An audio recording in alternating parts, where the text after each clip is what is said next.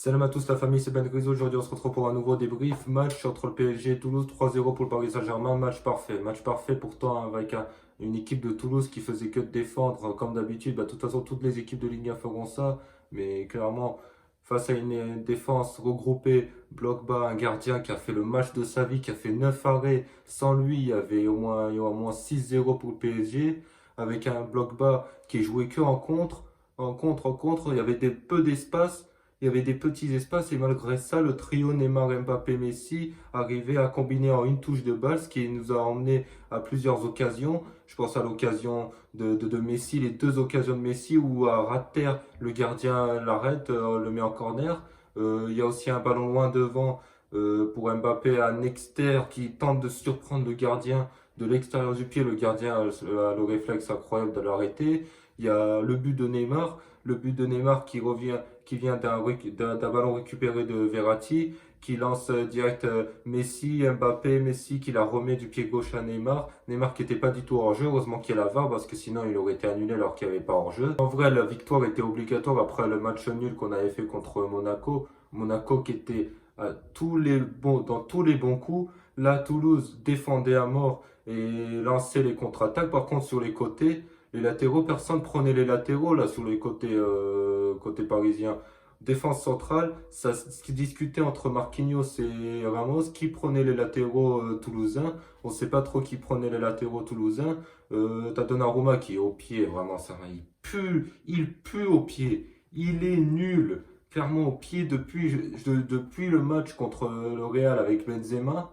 Il est claqué. Je sais pas ce qu'il a, mais il est claqué. Au niveau des pieds, il est claqué. Deux fois, la première fois, il a fait une erreur. S'il l'a fait sur sa ligne, c'est but.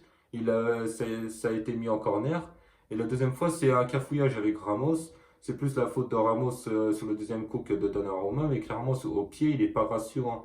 Il nous faut Navas. Il nous faut Navas. Au niveau au pied, clairement, Donnarumma, il fait. À chaque fois qu'il nous relance au pied, relance court, on tremble, on n'est pas rassuré avec lui. Avec un Messi qui a fait deux passes décisives, Messi sur le but de Neymar et sur le but de Mbappé où il la remet en retrait pour Kylian Mbappé, là il n'y a pas de marabout, là tout le monde disait ouais c'est le marabout de Pogba, je sais pas quoi, Pogba, il n'y a pas de Pogba, tout ça. But de Kylian Mbappé et ensuite c'est Juan Bernat qui avait marqué sur un poteau de Kylian Mbappé et au milieu de terrain les gars, Verratti est incroyable comme d'habitude mais surtout Vitinha il est trop fort. Vitinha, je me demande même s'il ne faut pas le titulariser plutôt à la place de Renato Sanchez. Clairement, il est trop fort, Vitinha. Il est trop fort, il s'est intégré parfaitement au milieu de terrain. Et tout ce qu'il fait au milieu de terrain, c'est incroyable.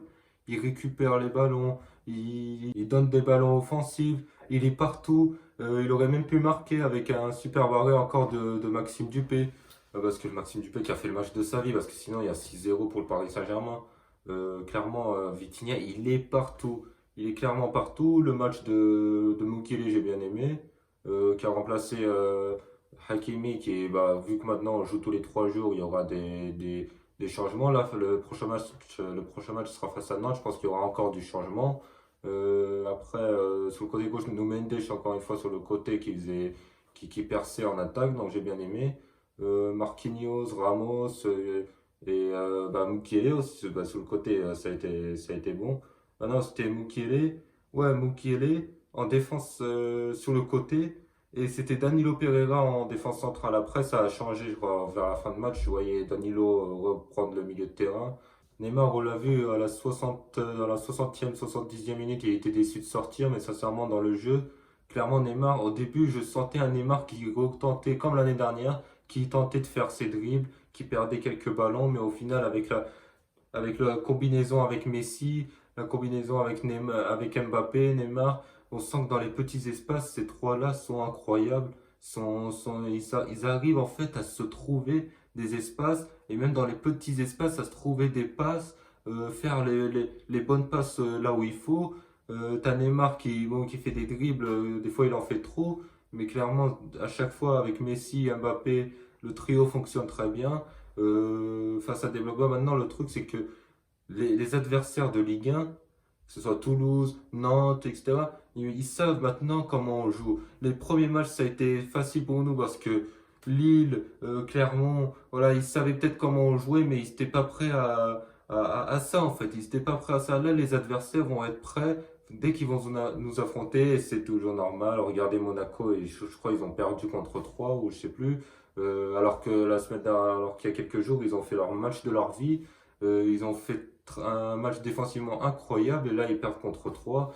On voit que voilà, les équipes de Ligue 1 vont être nuls toute la saison. Ils peuvent être nuls toute la saison. Dès qu'ils vont affronter le PSG, ça va jouer à fond. Le gardien il va faire des arrêts incroyables. La défense, elle va bien défendre.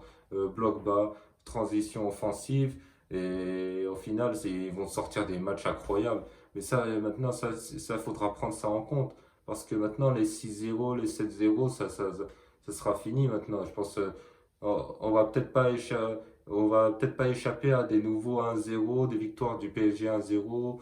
Ça va être compliqué de mettre encore des 5-0 et tout, parce que maintenant que les joueurs de Ligue 1, les équipes de Ligue 1 savent comment on joue, ça va être compliqué. En tout cas, c'est la fin de ce débrief. J'espère que vous avez apprécié ce débrief. Si vous avez apprécié, comme d'habitude, vous partagez, vous likez, pouce bleu. Et sur ce, moi, je vous dis à plus tard pour un prochain débrief.